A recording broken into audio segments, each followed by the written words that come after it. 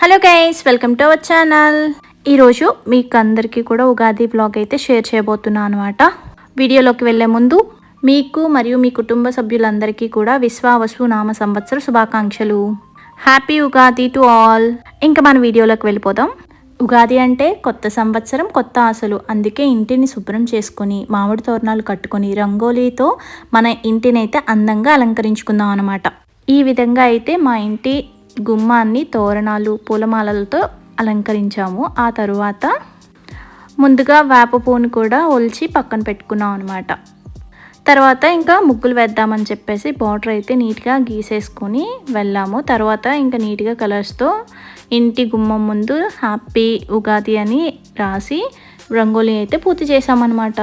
ఎలాగైతే ఉగాది పచ్చళ్ళు షడ్రుచులు ఉంటాయో అలాగే మనం కూడా 6 రంగులతో కలర్ఫుల్గా అయితే ముగ్గు వేసామన్నమాట ఇంటి ముందు. తర్వాత ఉదయం లేచి ఇంకా గుమ్మానికి పసుపు కుంకుమలతో పూజ అయితే చేసామన్నమాట. ఈ రకంగా ఈరోజు అమ్మవారికి నైవేద్యం కూడా పెట్టుకుంటున్నాం. సో అందుకని చెప్పి ముందుగా అమ్మవారికి నైవేద్యానికి కావాల్సిన వంటలు అయితే చేసామన్నమాట. ఒకేసారి ఇంకా తెలగపిండి, అలాగే ముద్దపప్పు, గారెలు, బూరెలు. మీరు ఏ రోజు అయితే అమ్మవారికి నైవేద్యం పెట్టుకుంటారు అనేది కూడా కింద కమెంట్ సెక్షన్లో తప్పకుండా కమెంట్ చేయండి. మేమైతే కొత్త అమావాస్య రోజు నాడు కొంతమంది పెట్టుకుంటారు. సో ఈసారి ఆదివారం నాడు ఉగాది వచ్చింది కదా, ఇంకా ఆ రోజే మేము సోమాలమ్మకైతే నైవేద్యం పెట్టుకున్నాం అనమాట. నైవేద్యానికి ముఖ్యంగా తెలగపిండి, ముద్దపప్పు, పెరుగు, అన్నం వేసి పొంగు బూరెలు, గారెలతో నైవేద్యం అయితే పెట్టుకుంటాము. సో ఇంక ఈ రోజు అయితే ఇంకా ఆ స్పెషల్స్ అన్నీ కూడా అమ్మవారి కోసం ప్రసాదాల కింద చేసాము. అలాగే పులిహోర మామిడికాయ పులిహోర మీలో ఎంతమందికి ఇష్టం?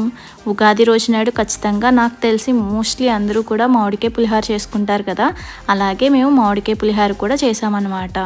సో ఇంకా మెయిన్గా కావాల్సింది ఉగాది పచ్చడి. ఇదిగో మన ఉగాది పచ్చడి. దీంట్లో 6 రుచులు ఉంటాయి: తీపి, చేదు, పులుపు, ఉప్పు, కారం, వగరు. ఇవన్నీ జీవితంలోని అనుభవాలను సూచిస్తాయి. ఈ ప్రత్యేకమైన పచ్చడిని తింటే మన జీవితంలో వచ్చిన ఏ పరిస్థితినైనా సరే మనం స్వీకరించగలుగుతాం. సో ఇటువంటి 6 షడ్రుచుల్ని మనం ఉపయోగించి మేము ఎంతో టేస్టీగా అయితే మా పద్ధతిలో ఉగాది పచ్చడిని అయితే చేసుకున్నాం.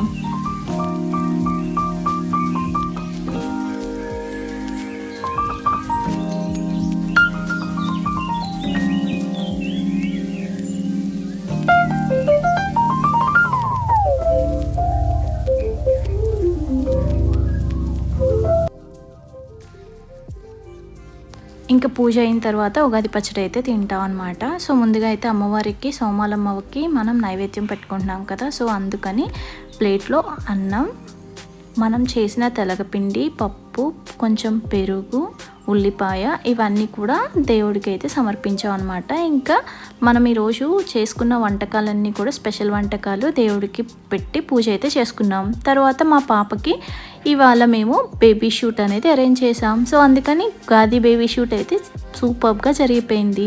ఇంకా మధ్యాహ్నం లంచ్లోకి చాలా వెరైటీస్ చేశారు. సో ఇంకా మా ఎమ్మి లంచ్ అయితే ముగించేసాం. మీరు ఎలా సెలబ్రేట్ చేసుకున్నారు ఉగాదిని అనేది తప్పకుండా కింద కమెంట్ సెక్షన్లో కమెంట్ చేయండి. Thanks for watching.